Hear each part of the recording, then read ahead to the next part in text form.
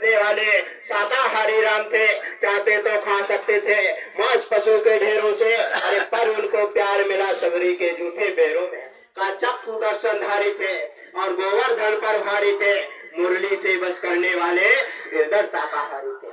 अरे तभी गुरु महाराज का राम रहीम और कृष्ण मुरारी सब थे शाकाहारी। अरे कहा वो लोग कभी मांस थोड़ो खाए हैं। हम कहते हैं हम कृष्ण भगवान को पूज रहे, अरे कोई बचने वाला नहीं है। कृष्ण भगवान गीता के 7वें अध्याय में बताते रहे हैं कि देख अर्जुन, जो फल जीवों पर दया करने से मिलता है वो फल न जप से, न तप से, न हवन से, न स्नान आदि से। अब गंगा नहा रहे हैं का छूटेगा? अगर अंडा मछली खा रहे हैं और ये किसी के गर्दन पे गड़ासी चढ़ा रहे तो ये दया करना है? अरे ये तो अंदर में उसका पाप कर रहे हैं। और गंगा जी नहा रहे हैं, गंगा जी से पाप नहीं धुलेंगे। गंगा जी के पुत्र भीष्म पितामह जी थे और एक से एक जन्म का पिछले जब पाप लगा तो बारों की सरसैया पे लेटना पड़ गया। अरे गंगा मैया में वही पाप धुलेंगे जो हमसे अनजाने में हो गए। अगर जानबूझ के किसी की गर्दन पे गरासी चलाएंगे तो जो गल काटे और का अपना रहा कटाई, शाही के दरबार में बदला कहीं न जाए। अरे राम भगवान ने त्रेता युग में बाली को छिपके बाण मारा था, वही बाली द्वापर युग में बैलिया बना कृष्ण भगवान के बाण मारा। अरे मुनि वशिष्ठ से पंडित ज्ञानी का सूंद के लगन धरी और सीता हरण मरण दशरथ को वन में विपत्ति करी करम गति टारे उनाई करी। तो हम लोग क्या सुनते, राम भगवान के धूप बत्ती लगा करके माफ कर देंगे। उन्होंने सीधे कर रखा है कि काले रूप में तीन कर भ्राता, सोवे और सोवे परम फल दाता। मैं काल रूप हूँ, मैं दयाल नहीं हूँ, ये त्रिलोकीनाथ काल रूप है। उन्होंने कहा मैं जैसा तुम करोगे वैसा तुमको फल दे दिया जाएगा। कृष्ण भगवान ने अर्जुन को समझाया था कि देख अर्जुन, तुम कर्म करने का अधिकार है, कर्म फल तुमको पाने का अधिकार नहीं है, फल देने का अधिकार मेरे हाथ में है। और लेकिन इसको माफ कौन करता? संत है। पलटू लिखा नसीब का, संत देता है फेरे, साच नहीं दिले अपने ताते लागे दे रहे। इसीलिए राम भगवान ने कहा था कामों से अधिक संत का लेखा। जब सबरी को नवदा भक्ति का उपदेश दिया था, क्या मुझसे अधिक प्रीति तुम संतों के चरणों में लगा लेना, क्योंकि हमको तो स्वच्छ निर्मल चाहिए। और संत महात्मा की दारू को, क्योंकि उनका समदर्शी नाम होता है, महात्माओं का नाम समदर्शी कहा गया। कहा समदर्शी है नाम त्योहारो, प्रभु जी मेरे अवगुण चितना धरो। का एक लोहा पूजा में राखत, एक बदिक घर परो, अब पाथर पहान कछु भेद नहीं मानत। का कंचन करत खरो, गुरु जी मेरे अवगुण चितना धरो।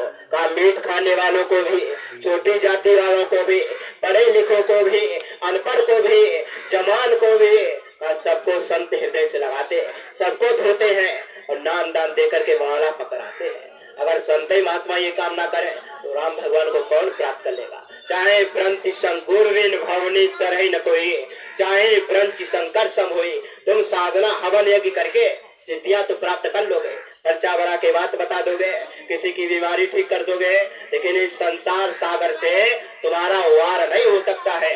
अगर वार पाना चाहते हो तो नाम और शब्द की खोज करनी पड़ेगी, उसी से तुम्हारा वार होगा। हम लोग अपने बेटे को जन्म देते हैं, पुत्र का अर्थ मालूम क्या होता है? शाब्दिक उसका अर्थ होता है नरक से उबारने वाला।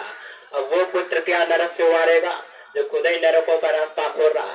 महात्माओं ने कहा है का तिल भर मच्छी खाए के कोट करो गौदान है, अब काशी करवट जा मरो निश्चय नरक निधन है। का तुमने जरा सा भी मछली का मांस खा लिया, करोड़ों गौओं का दान करो, अब काशी में जहाँ का मरना मंगलकारी, फिर भी निश्चित नरक निधान है। कलम चल जाती, कोई रोक नहीं पाता है। और वो नरक से क्या उबारेगा? माता पिता समेत ये लोग नरक चले जाते हैं। तो हम लोग इसीलिए कहा कि अगर तुम्हारा बच्चा राम का भगत है तो तुम्हारा जन्म देना सार्थक है, और नहीं है तो फिर महात्माओं ने बड़ा गलत शब्द यूज किया है। पुत्रवती जीवती जग सोई, राम भगत जासु सुत होई। कई वही माता पुत्रवती है जिसका बेटा राम का भगत है। ऐसा राम भगत नहीं होना चाहिए कि यहाँ पर टीका लगा रहा, हाथ में कलावा बांध रहा और ठिलिया पे जाकर के अंडे खा रहा। कहा वैसा होना चाहिए जिसके अंदर दीनता दया होनी चाहिए, जिसके अंदर करुणा हो, माँ बहन की पहचान आंखों में जिसके कायम हो, ऐसा राम का भक्त होना चाहिए। और ऐसा अगर तुम्हारा बेटा नहीं है तो महात्माओं ने इधर यहाँ तक लिख दिया है कि ना तो न भली बंदी बाजी बयानी, राम विमुख सुत ते अहित हानि। बयानी शब्द जानवरों को लिए किया जाता, गाय बयानी, बकरी बयानी, भैंस बयानी। कहा नहीं तो अगर ऐसा तुम्हारा बेटा नहीं है तो तुमने उसको जन्म नहीं दिया है। वहां पर महात्माओं ने कहा कुछ जानवर जैसा पैदा हुआ है और चला जाएगा। कहा ठटरी छाड़ चला बंजारा। इस मनुष्य शरीर इतना इतना पवित्र था, इसके अंदर मालिक मिलता, अरे जिसके पाने के लिए देवी देवता तरस रहे। कहा तुमने इसका महत्व ही नहीं समझा। और ये लोग ढाई टेना में जला दिए जाते और लोग रोज चले जा रहे, इसका महत्व ही नहीं समझे हैं। हम लोग कौन है, कहाँ से आए हैं और कहाँ को जाना है। देखो एक हत्या में 8 हत्यारे प्रेमियों शामिल होते, पालने वाला, बेचने वाला, काटने वाला और वहां से खरीद के लाने वाला, फिर उसको पकाने वाला, परोसने वाला और उसके बाद में खाने वाला। हम लोग कहते हैं हल्दी मिर्च बट देते हैं, बराबर हत्या लगती है। किसी को शरीर को पकाने में लगाएंगे। गुरु महाराज यहाँ तक कहे थे कि देखो बच्चा, अगर तुमने खाना बनाया है और किसी मांसाहार करने वाले ने तुमको 2 रोटी परोस दी, तुम्हारे भजन में कमी आ जाएगी। क्योंकि सफेदी पर जंदी गंदगी मालूम चढ़ती है। जो भजन करते हैं उनके शब्द नाम में कमी आएगी, मन रूखा सूखा पड़ेगा। और जो भजन ही करते हैं, जिन पे काल में चढ़ी, उनको क्या मालूम चलेगा। अरे जो अंधे है उनको क्या मालूम है दिन कब रात है। जो भजन करते हैं उनको मालूम चलता है कि ये कितनी गलत और कितनी अपवित्र चीज है।